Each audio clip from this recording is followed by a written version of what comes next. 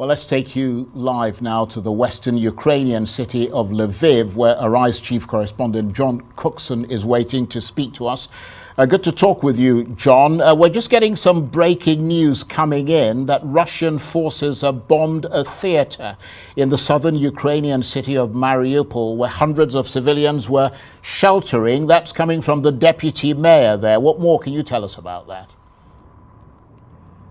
Hey Charles, well look, Mariupol is absolute hell on earth at the moment. There's no other way to describe it. The city's been bombed for weeks now. How humanity can do that to each other is just beyond understanding. As we speak tonight, as you sit in your chair in London, as I'm here in West Ukraine, 1,000 kilometers to the east, people sheltering where they can in basements, hearing the sounds of rockets crashing around them, and there are bodies in the streets, there are buildings on fire.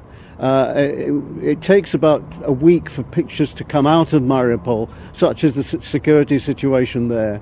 Doctors are desperately worried about disease now with the lack of water supply and other illnesses that might befall the population, but staying alive basically is what the Mariupol people are faced with at the moment. These are men, women and children and their precious pets and all their possessions just being bombed to oblivion. We don't know how many people have died there. We know that 21,000 people so far have managed to get out as best they could, but there are thousands and thousands more still trapped in this Southport city.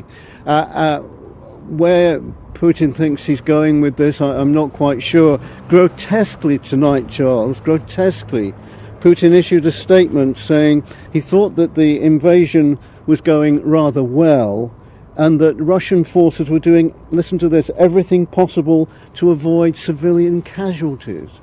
I mean, you know, what alternative universe is this man in? I mean, it's just an absolute disgrace, and people have been talking about war crimes tribunal for Putin ultimately, and my goodness me, Mariupol might well be the evidence that sends him there. Absolutely disgraceful state of affairs. Charles?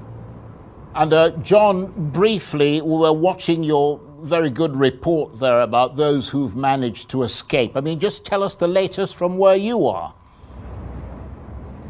Yeah, I'd really like to big up, if you like, the Good Samaritan mission that I visited today. It was just the best of humanity there. It's an old Soviet camp, a military camp that's been transformed into a refugee center, and it's supported by the Pentecostal Church out of America, and it's just ordinary Ukrainians finding shelter there the best they can. Some have been there for weeks, but they all muck in during the day. They were peeling potatoes, cooking the meals. Meal times is a focus for these people.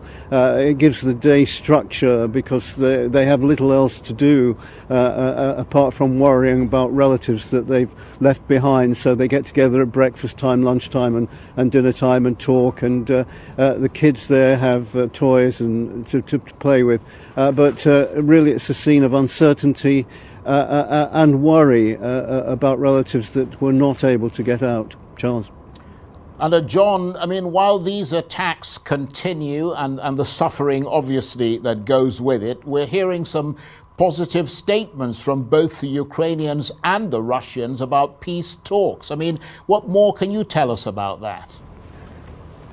Look, none of this makes sense. It really doesn't. At the present time, you've got Russian military bombing cities and townships all over this country, more or less, except here in the West. And yet, you have Sergei Lavrov, the foreign minister, saying that if Ukraine can accept the status of being a neutral country militarily, like Austria and Switzerland, then that will be fine, and it's a good concession.